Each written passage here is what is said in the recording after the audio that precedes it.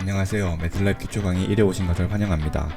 기초 강의를 통해서 매틀랩 프로그램의 설치에서부터 예제 적용까지 저와 함께 알아가 보도록 하겠습니다. 오늘 배울 내용은 먼저 매틀랩에 대해서 간단한 소개와 매틀랩에 사용되는 매트릭스, 즉 행렬에 대해서 알아보고요. 그러면 왜 매틀랩은 매트릭스 구조를 사용할까? 어떤 좋은 점이 있는지 한번 알아가 보도록 하겠습니다. 그리고 매틀랩을 통해서 현재 실제로 어떤 것들이 가능하고 현장에서 적용되고 있는지도 알아보도록 하는 시간을 갖도록 하겠습니다. 매틀랩은 매트릭스라는 행렬과 연구실이라는 레버러토리의 합성어입니다. 이름처럼 매틀랩은 매트릭스, 즉 행렬 중심적인 데이터들을 분석에 유리한데요. 그림을 보면 네모 모임 한 칸 한 칸을 모아서 네모들의 연합체, 즉 매트릭스를 만드는 것을 볼 수 있습니다. 여기서 네모 하나를 또는 요소 또는 엘리먼트라고 표현합니다. 이해하기 쉽게 해서 표현하기 위해서 매트릭스를 네모 구조로 설명한 것이고, 매트릭스가 정말로 안에 네모가 있는 것은 아닙니다. 그리고 이런 네모를 어떻게 구성하냐에 따라서 이런 구조 또는 이런 구조 다양하게 만들 수 있다는 것을 볼 수 있습니다. 먼저 네모 하나가 있는 것을 보도록 하겠습니다. 이런 세로의 모양이 하나, 가로의 모임이 하나, 그래서 one by one 라고 매트릭스라고 표현하고, 또는 스칼라라고 특별히 표현하기도 합니다. 우리가 고등학교 때 배웠던 것을 생각해 보면은 스칼라를 배울 때 항상 같이 배웠던 게 벡터입니다. 벡터와는 스칼라와 어떤 차이점이 있죠? 벡터는 스칼라에 없는 방향성을 가지고 있습니다. 보시다시피 스칼라는 이 하나의 네모가 내 아래쪽으로 향하고 있는지, 아니면 오른쪽으로 향하고 있는지, 아니면 화면 뒤쪽으로 향하고 있는지 알 수가 없습니다. 하지만 지금 같은 이런 열 벡터, 열 또는 컬럼 벡터는 우리가 위아래로 구성되어 있다는 것을 알 수 있습니다. 우리는 이것을 컬럼 벡터 또는 열 벡터라고 말하고, 사이즈는 하나, 둘, 셋, 넷, 5개가 있기 때문에 5 by 1 벡터라고 표현합니다. 다르게는 또 다른 모양으로는 우리가 세로로 누워있는 모양이 있을 수 있겠죠. 이것은 우리는 로우 벡터 또는 열 벡터라고 표현합니다. 읽을 때는 1 by 4 매트릭스라고 표현합니다. 항상 읽을 때는 세로의 숫자를 먼저 세고, 그리고 이제 가로의 숫자를 센다는 것을 알아두시면 좋을 것 같습니다. 그러면은 이것이 컬럼 벡터가 옆으로 쭉쭉 생기거나, 아니면은 로우 벡터가 아래쪽으로 쭉쭉 생기게 되면은 다음과 같은 2차원 매트릭스를 형성할 수 있습니다. 그리고 2차원 매트릭스가 있다면 1차원이 있겠죠. 어떤 것이 1차원 매트릭스일까요? 그렇습니다. 이 두 컬럼 벡터와 로우 벡터가 1차원 매트릭스입니다. 그럼 0차원도 있을까요? 네, 그렇습니다. 스칼라가 0차원 매트릭스입니다. 왜 0차원이냐? 0차원은 어떤 방향성이 없기 때문입니다. 그리고 이 스칼라가 모여서 이렇게 밑으로든 또는 옆으로든 모임으로 인해서 컬럼 벡터 또는 로우 벡터를 형성하게 됩니다. 이렇게 어떤 차원이 늘어남으로 인해서 우리는 이것을 1차원이라고 표현하고, 이거는 0차원입니다. 1차원이라고 표현합니다. 그리고 이 1차원의 구조들이 늘어남으로 인해서 이렇게 이쪽으로, 또는 로우 벡터가 아래쪽으로 늘어남으로 인해서 우리는 이게 2차원이 될 수가 있습니다. 그렇다고 늘어난다고 해서 무조건 차원이 늘어나는 것은 아닙니다. 다르게 생각해 본다면은 이 컬럼 벡터가 아래쪽으로 늘어날 수도 있겠죠. 아래쪽으로 늘어난다고 해서 이것이 차원이 늘어나는 것은 아닙니다. 이것의 원래 있던 방향성의 직각, 이쪽이 직각이겠죠. 또 다른 직각은 이 화면 뒤쪽이 직각일 겁니다. 이렇게 직각으로 형성됐을 때 우리는 이것이 차원이 늘어났다고 보통 입차원에서 표현합니다. 조금 어려울 수 있지만 이런 용어들은 실제로 매틀랩에서 사용하는데 쓰이지 않기 때문에 걱정하시지 마시고 개념만 오늘 이런 것이 있다라고 생각하시고 넘어가시면 될 것 같습니다. 그럼 이런 매트릭스는 어떤 장점을 가지고 있는지 한번 알아보도록 하겠습니다. 이 그림은 링컨의 그림입니다. 실제로 사진이 가장 좋은 2차원 매트릭스 구조체입니다. 앞서 봤던 5x4 2차원 구조체에서 크기만 커졌지 이 링컨의 그림 또한 2차원 여러분 작은 하나의 엘리먼트들이 있는 것을 볼 수가 있습니다. 우리가 사진을 찍었을 때는 사실 굉장히 클린해 보이고 스무스해 보이지만 우리가 확대하고 나면은 이런 디지털화되어 있는 사진을 볼 수 있습니다. 그리고 이 디지털화라는 것 안에는 결국 숫자들이 들어가 있는데요. 사진에서는 특히 숫자가 낮은 숫자는 이렇게 블랙으로 표현되고 숫자가 높은 숫자는 이렇게 화이트로 표현됩니다. 그레이 이미지를 말할 때 말입니다. 그래서 실제로 데이터들을 보면 이런 그림이지만 그 안에 자세히 보면 숫자로 구성된 매트릭스라는 것을 알 수 있습니다. 결국 컴퓨터는 이 숫자의 매트릭스를 이런 이미지로 우리 눈에 볼 수 있게 편하게 변화시켜 준 것입니다. 또 다른 예를 한번 보겠습니다.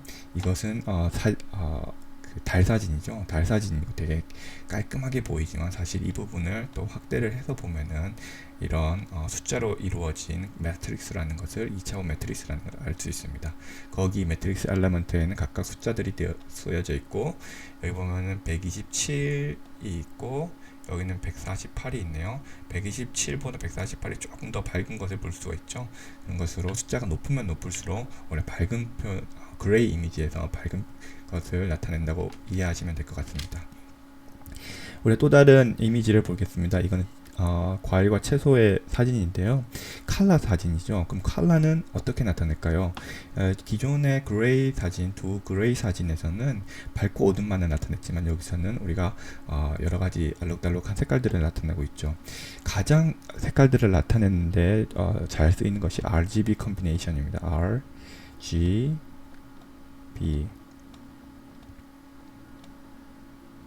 RGB에서 R은 red를 나타내고 G는 green을 나타내고 B는 blue를 나타냅니다.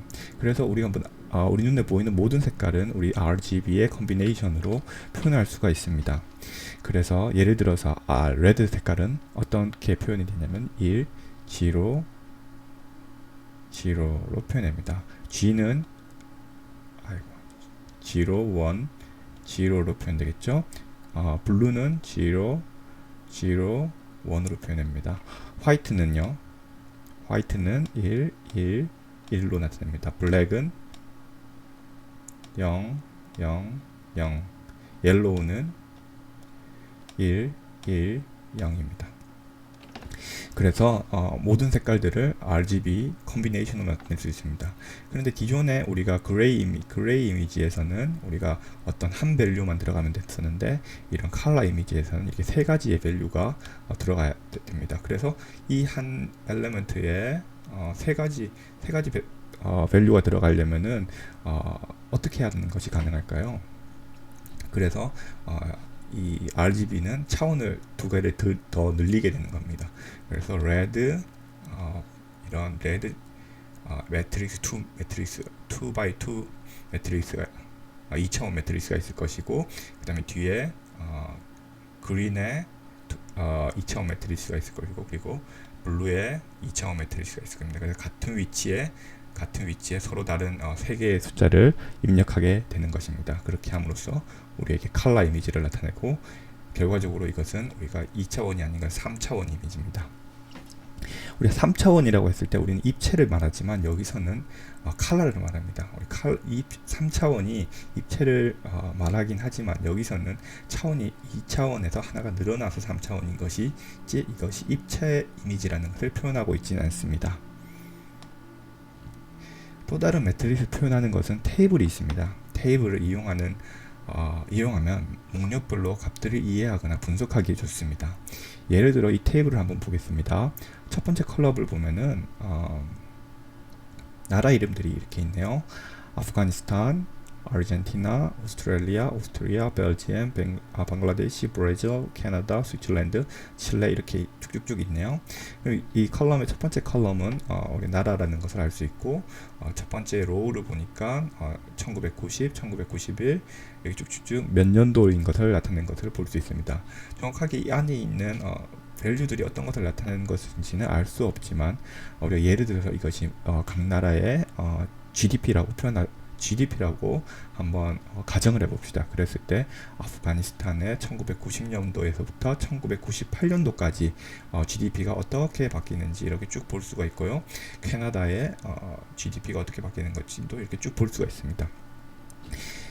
또 다른 예로는 1993년도에 각 나라별로 어떤 변화가 있었는지 서로 어떤 차이가 있는지 그런 것들도 이렇게 나라별로도 비교가 가능하고 예를 들어서 어떤 이제 한 해가 지났으면 1999가 되겠죠. 그럼 우리 1999가 어떤 데이터들을 얻게 되면 여기다 또 추가할 수가 있습니다.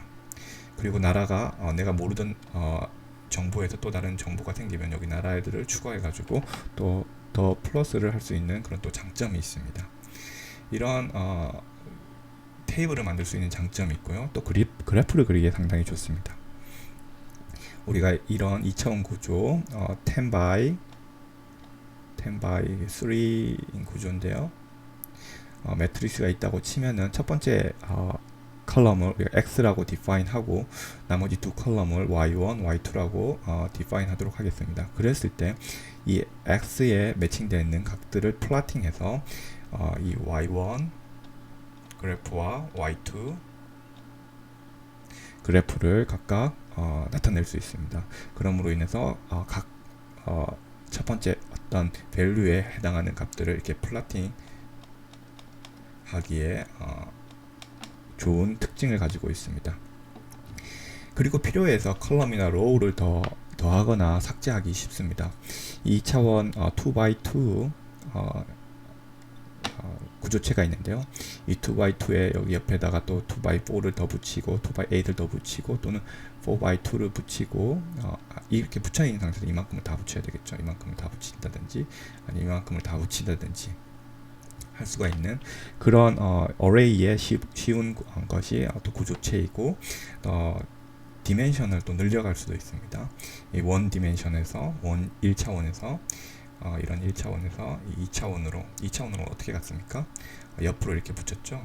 옆으로 이렇게 붙여서 지금 우리가 이해하기 쉽게 이 옆으로 붙여서 이렇게 된 것이지 이걸 또 이쪽으로 붙여도 사실은 화면 뒤쪽으로 붙이든지 아니면은 화면 앞쪽으로 붙여서 이걸 만들어도 상관없습니다. 단지 차원이 늘어난다는 것을 설명하기 위해서 이렇게 한 것입니다. 그래서 2차원이 생성됐고 이 2차원을 또 뒤쪽으로 이렇게 붙여서 3차원을 만들었고 이 3차원을 위쪽으로 이렇게 붙여서 4차원을 만들었고 이 4차원을 또 옆으로 붙여서 옆으로 붙인다는 게 있지 옆쪽으로 이렇게 더 만든다는 겁니다. 옆으로 만들어서 5차원을 만들고 이것이 어떤 차례가 있는 것은 아닙니다. 이 오른쪽으로 붙였든 뒤로 붙였든 상관은 없습니다. 직각으로 붙이면요. 그랬을 때 이렇게 차원이 늘어난다는 것을 설명하기 위해서 다음과 같은 표현을 한 것입니다. 이런 매틀랩은 어디 사용되는지 한번 확인해 보도록 하겠습니다. 첫 번째로 우리가 많이 사용되는 것이 이미징 분석인데요. 이 그림과 같이 같은 경우 미국 동전 코인들의 사진들입니다. 그래서 우리가 어떤 코인들을 이렇게 무자비하게 흐트러 놓고 거기 사진을 찍었을 때 이 사진 안에 얼마 코인들이 있는지를 이제 카운트하는 그런 코딩을 만드는 것입니다. 미국 동전이니까 예를 들어서 뭐 이제 페니도 있을 것이고 다임도 있을 것이고 니켈도 있을 것이고 쿼터도 있을 것입니다. 근데 우리가 어떻게 이것들을 동전 이 이미지만 사진이 찍었을 때 코딩을 해서 스레스홀드를 걸고 필터를 걸어서 여기 동전이 얼마가 있다. 코인 중에서 뭐 니켈이 몇 개 있고 다임이 몇 개 있고 코인이 몇 개 있다. 이렇게 하는 분석하는 그런 이미징 어널리시스를 할 수 있습니다. 또 다르게는 이제 기계 제어를 하는데 매틀랩이 많이 사용됩니다. 지금과 같은 그림은 드론이 이런 드론 그림이 이 그린 볼을 쫓아가는 것을 만드는 코딩한 그런 그림입니다. 이것뿐만 아니라 어떤 자동차든지 아니면은 어떤 기계들을 제어하는데 매틀랩이 사용되고 있습니다. 다른 곳에서는 이제 AI에 많이 사용되고 있습니다. AI는 이제 인공지능으로 많이 요즘 핫한데요. 특히 머신러닝이나 딥러닝에 많이 사용되고 있습니다. 이 그림은 어떤 내가 인풋을 넣었을 때, 예를 들어서 내가 사진을 찍어서 여기 인풋을 넣을 것입니다. 인풋을 넣었을 때, 인풋은 이제 사진이 될 텐데, 예를 들어서 강아지 사진을 찍어서 넣었을 때 이 코딩을 해서 이 딥러닝이 이 그림이 네가 넣은 것이 나무인지 자동차인지 뭐 자전거인지 또 강아지인지 뭔지 이렇게 분석하는 그런 것들을 할 수 있는 인공지능에 또 많이 사용되고 있습니다. 마지막으로 사용되는 것은 이 시뮬레이션에 많이 사용되고 있습니다. 시뮬레이션이라는 것은 우리가 실제적으로 어떤 기계나 아니면 부품들을 만들 때 실질적으로 사람이 직접 다 만들어 보고 그것을 테스트하는 것이 아니라 이렇게 미리 컴퓨터로 한번 시뮬레이션을 돌려보고 그 결과값들에서 최적화된 결과물들을 이제 양산하는 것이죠. 실제로 우리들의 어떤 요즘 나오는 그런 밸류들이 너무 정확하기 때문에 굳이 모든 것을 우리가 만들어서 실질적으로 테스트할 필요는 없고, 시뮬레이션으로 이미 캔디데이트들을 뭐 1, 2, 3 어떤 결과값이 좋은 캔디데이트들을 만든 후에 그것을 이제 실제 양산해서 그리고 실제 테스트를 해보는 것을 요즘 그런 것들이 이제 이루어지고 있습니다. 지금까지 매슬랩 기초 강의 1이었습니다. 수고하셨습니다.